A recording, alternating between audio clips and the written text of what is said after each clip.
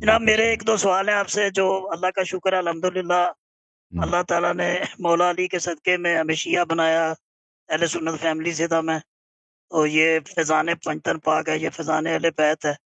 تو ایک تو میرا سوال ہے جو میرے ذہن میں کھٹکتا ہے، وہ ہے اپنا خمس کے حوالے سے، کہ میں ایک خمس گورنمنٹ امپلائی ہوں، گورنمنٹ خمس کے حوالے سے۔ تو جو گورنمنٹ کی ملازمت بندہ کرتا ہے، تنخواہ لیتا ہے، اپنا گھر چلاتا ہے، اس کے اوپر تو خمس کے احکام وارد نہیں ہوتے۔ تو کیا کرتا ہے؟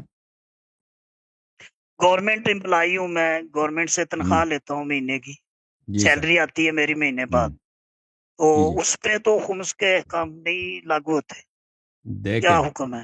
خمس کا حکم یہ ہے کہ اگر کوئی شخص، بہت جی ساری احادیث میں ہے کہ وہ اس سے فرق نہیں پڑتا آپ کی آمدنی کہاں سے ہے، ٹھیک ہے نا؟ جو بھی شخص گورنمنٹ میں کام کرتا ہے، گورنمنٹ میں یہ جی جان لو، جو بھی لوگ گورنمنٹ میں کام کرتے ہیں، یہ کام حرام ہے، لیکن اس کا ایک کفارہ ہے۔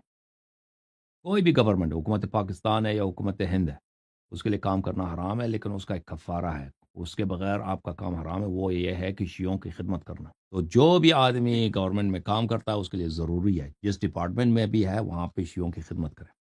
جو بھی شیعہ آتا ہے یا وہاں پہ شیعہ آپ کے پاس کوئی، یا آپ شیعوں کے پاس جاتے ہیں کام کے سلسلے میں، ان کی خدمت کرنا اور ان کی مشکلات کو رفع کرنا یہ واجب ہے۔ اگر یہ نہیں کیا تو پھر آپ کا سب کچھ حرام ہے، یہ پہلی بات۔ دوسری بات، جو دیکھیں، یہ گورنمنٹ امپلائی سے فرق نہیں پڑتا، انسان کے پاس جو آمدنی آتی ہے نا، اگر امام علیہ السلام یہاں پہ حاضر ہوتے، ان کی حکومت ہوتی، تو ان کو خمس دینا واجب ہوتا۔ اگر سال میں انسان کی درآمد میں کچھ بچت ہے، اگر امام علیہ السلام ہوتے، ٹھیک ہے نا؟ ہمارے ہاں، لیکن اب ہم غیبت میں ہیں تو ہمارے پاس احادیث بہت ساری ہیں کہ ائمہ علیہ السلام نے خمس کو معاف کیا ہے۔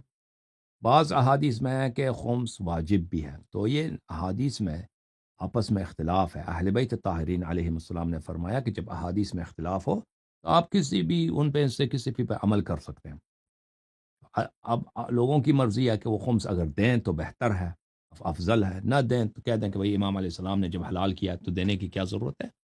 اگر کوئی یہ کہنا بھی چاہے، اس کے لیے بھی چھٹی ہے، اس کے لیے بھی عذر ہے، ایک بہانہ ہے۔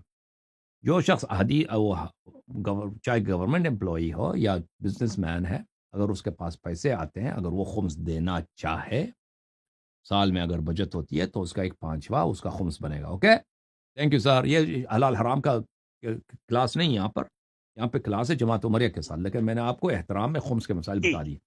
ہاں، تھینک یو سر۔